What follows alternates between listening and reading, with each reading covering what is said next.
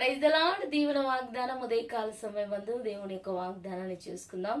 కీర్తనల గ్రంథం 95వ కీర్తన 2వ వచనం ఉదయకాలం వాగ్దానం ద్వారా దేవుడు మనతో మాట్లాడి బలపరచులాగిన వాగ్దానాన్ని చూసుకుందాం. కృతజ్ఞతాస్తుతులతో ఆయన సన్నిధికి వచ్చేదము, కీర్తనలు పాడుచు ఆయన పేరట సంతోష గానము చేయుదుము. దేవుని నామానికి స్తోత్రం.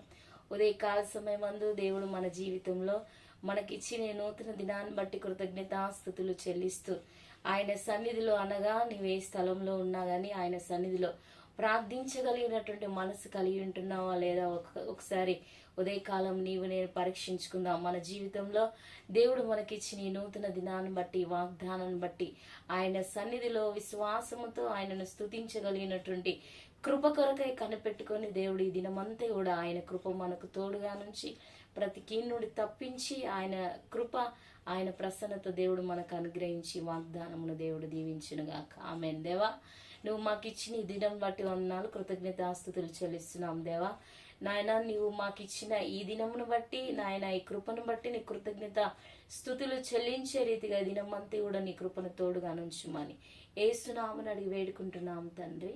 ఆమేన్. Praise the lord.